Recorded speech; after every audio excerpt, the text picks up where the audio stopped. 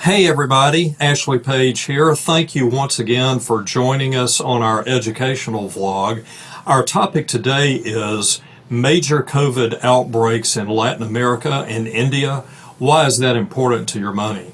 As we always try to do with the educational vlogs, and thus the name, is to bring to you on Thursday maybe some items that the general press does not cover to sort of help deepen and expand your knowledge of markets, and we have one of those today. So let's break that down for you a little bit. Number one, we'll give you a little bit of definition here. Latin America, we are also including Mexico in. Not the Caribbean, but we're taking basically everything on the main landmass, Rio Grande, all the way down to the tip of Chile. So that's our definition of Latin America. The other reason that we're looking at India, and the reason we're putting it together with Latin America, is one key thing.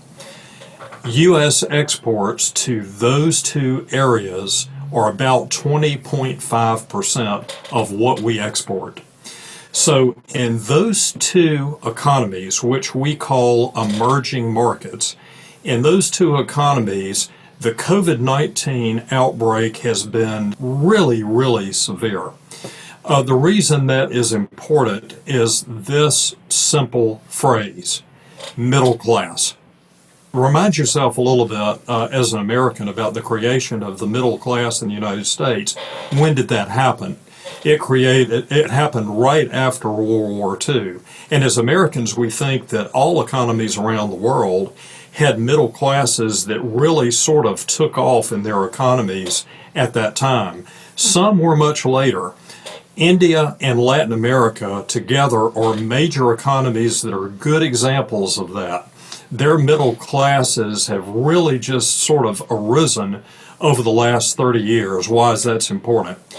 If you look at the top 15 trading partners of the United States, number one is Canada. Number two is Mexico in this Latin American subsphere that we're talking about. If you further work your way down, the economy of Brazil, also in that Latin American broader market, is our 9th largest trading partner. India is our 12th largest trading partner. So COVID-19 has really hit both of those economies hard. As a matter of fact, India probably has had as austere a lockdown as you can possibly have worldwide.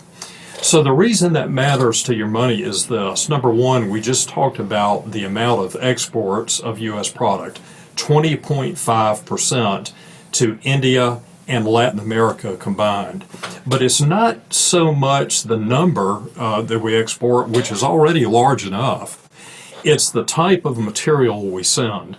It's usually machinery, automotive, capital goods, healthcare, a type of CT scanners, things like that. And our point in that is those are very high value add products that the United States sells into Latin America and India. And both of those markets as emerging markets have really emerged in the last 30 years as importers of our product.